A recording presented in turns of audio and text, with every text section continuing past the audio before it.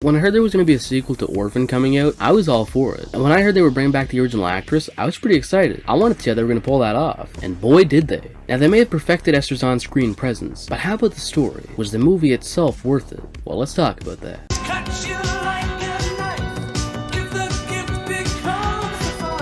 The first 20 minutes of the movie sees Lena escape from Saarn Institute. No complaints with any of this, and honestly, this could have worked as an opening to the first movie. I mean, her being an adult was never really a plot twist. I feel like if you've heard of Orphan, you've also heard of the twist, so I don't think it comes as a surprise to anyone. But that aside, this was a killer opening for the prequel. Lena makes her escape in the back of the new employee's car. Why it wasn't checked, or footprints on the snow weren't tracked, I have no idea. But anyway, after the woman rats out Lena for being out, she heads home, and ends up bringing her with her. And after getting home, when she goes to head inside, she gets beat with a hammer. So Lena heads inside the house and takes a look at some missing children, and after finding a little girl named Esther who looks enough like her, she takes on that identity. The only issue is, and huge spoiler alert, this is definitely not spoiler free, this will reveal a huge twist. 3, 2, 1, gonna spoil it. The real Esther never went missing. Nah, the mom and son of that family killed her. The only one who doesn't know is the dad. Anyway, what I just described to you was the first 20 minutes. The next 20 minutes sees Esther go to the new home. Mom's sus because, well, she knows that's not Esther. They do the whole therapy thing. The therapist is sus because Esther called the bird the wrong specific type of bird, which is stupid. And a detective who is working on the case is sus as well, for some reason. Esther's back. I guess I'm going to be suspicious now because, I have no real reason to be, but I'm not really doing anything, so I might as well. Why are you suspicious? Also, commenting briefly on the stupid bird thing. Oh my god. Esther literally calls the bird the wrong type of bird. And then the therapist is like, seems like an act to me. Watch out, I mean, that's something wrong with that kid. Oh my god.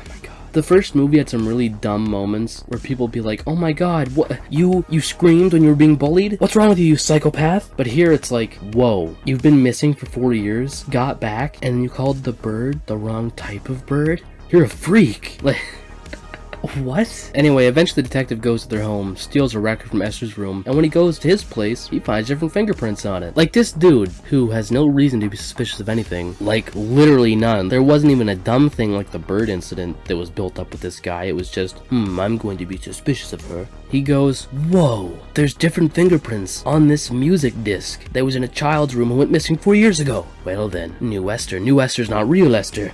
Something fishy's going on here, something evil. And then I shit you not, the dude gets up and gets his gun. Then he sits back down. He literally went, oh my god, different fingerprints. Better go get my gun. Puts it on his table beside him, then sits back down. What the hell was that? That was so stupid. Almost as stupid as what's about to happen. So Esther tracked him back to his place, which, you know, fine, cool, whatever. And she knifes him to death. Cool. I mean, it's only 20 minutes into the whole family takes in Esther story, and we seem to be moving things really quickly, but it's cool. It's bearable. So Esther's knifing the dude, and then suddenly, bang. What happened? Well, the mom went there after the son tipped her off about the detective visiting, and the mom decides, I guess for whatever reason, I must now enact some evil serial killery shit on the cop, and blah blah blah blah blah, some bullshit. This moment really hit me like a bus. It wasn't like this huge crazy surprise, and I wasn't shocked in a good way. I was just kind of sitting there like, what the hell is this movie doing? I even thought it could have been a weird dream thing, but no. Here is where we learn she and the son killed the real Esther, and now Esther's going to fulfill the dad's need of having his daughter back. But only for like a day or two, because mom and the bro are going to try killing her. It doesn't work, obviously, and in the end of the day, the family dies and Esther leaves. The movie closes on her in the orphanage.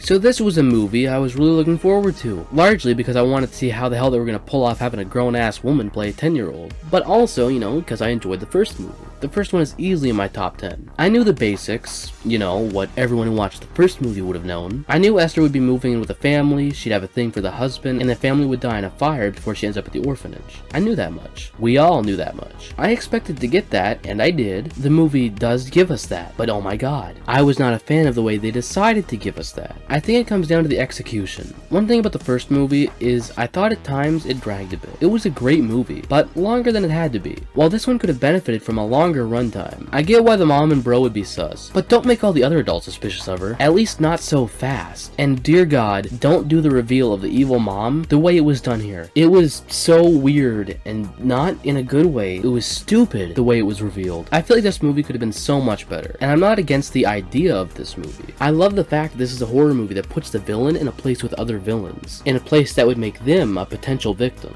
It makes things really interesting, even if, you know Esther's gonna live. It's still really interesting. I just wish it was handled better than it was, because man, the reveal of the evil mom really took me out of the moment and ruined the experience. It could have been handled and revealed a million different ways, but they go with the most simple and most basic evil mom followed them, and it's revealed to Esther after she executes the detective and holds her at gunpoint. It didn't feel like I was watching the same movie. I still had a fun time with this, and though I do like the idea of the story, I just wish they had more time to tell it. It's crazy too, because like I said, the opening in Siren Institute takes 20 minutes of an hour and a half long movie. They took their time with that, and I thought it was great. The opening is a fun time, but then we get to the main meat and potatoes of this thing, and it's just, not great. Everything just moves way too quickly. Anyway, talking about Esther for a minute, like I said, I really wanted to see how they'd pull it off, and I think they did fantastic. If somehow they were able to tell another story in The Orphan, I'd love to see Isabel Fuhrman return. Her voice, though it has changed, is good. And yeah, she does look older, but I think it helps sell the whole dwarf thing more. No, she doesn't look exactly like she did when she was 10. I mean, that would be crazy if she did. But that doesn't ruin the movie. I think her more grown-up face makes it way more convincing that,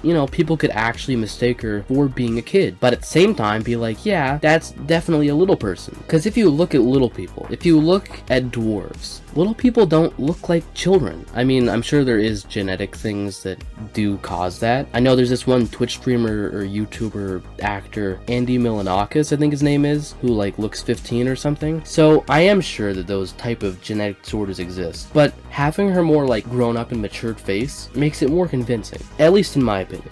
Also, staying on topic of little people for a moment, you know how in some movies when a token character gets bullied, it's mainly focused on that one aspect about them? Whether they're gay, Mexican, fat, well, oh my god. When the mom and son learn she's a dwarf, they constantly lay on all these insults and labels so much that it just gets annoying. It's cool if you want to say something a couple times, but when you keep saying it, oh my god, come up with something new, please. Stay in the same ballpark, make fun of her height, whatever, but stop saying the same couple things. Also, the dad even called her a monster after seeing her false teeth. Sure, that could have been more in relation to the whole evil killer who posed as my missing child thing, but with all the excessive dwarf hate, it felt like a jab at her being, which just made the moment stupid. I mean, when the mom and son found out she was a dwarf, their favorite thing to do, aside from failing to try killing her, was throw insults at her. So here when the dad's like, "You're a monster," it's like, are you also...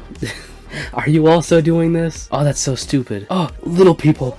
They frighten me. I don't know, man. I did like the dad, though. He was the only likable part of the family. And honestly, actually, when I think about it, aside from Esther, he may have been the only other likable character in the entire movie. And I mean, Esther shouldn't really be likable. She's the villain, but come on. If you're watching this, I feel like you're gonna be rooting for her. All in all, I did enjoy this movie. I definitely wouldn't say I hate it, or that I had a bad time with it. It was a fun watch, if not only for Esther's kills in that one moment where she's driving in a car and listening to 80s music. Shit felt like a silly moment you'd see in an old school horror flick. My only real issue is the pacing. I think this movie could have been better, and I wish they had more time to tell their story, even if it was only an extra 20 minutes. The evil mom reveal was bad in my opinion, and after Siren, everything just felt so fast paced. If you watch First Kill and Orphan back to back, you'll notice the difference, and I wouldn't be surprised if fans hated the first one for being too slow, or hate this one for being too fast. I'm just glad that I didn't just now watch The Orphan, because if I did, I feel like that would have negatively impacted my enjoyment of this one. In the end, I'd rate Orphan First Kill a high 7 out of 10. Though I did have quite a few complaints with this movie, it all comes down to the pacing. I did like this movie, but it should have taken its time.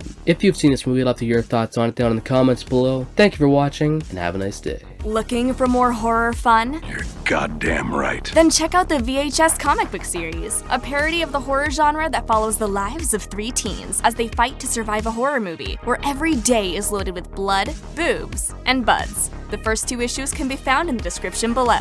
I was obsessed with the VHS.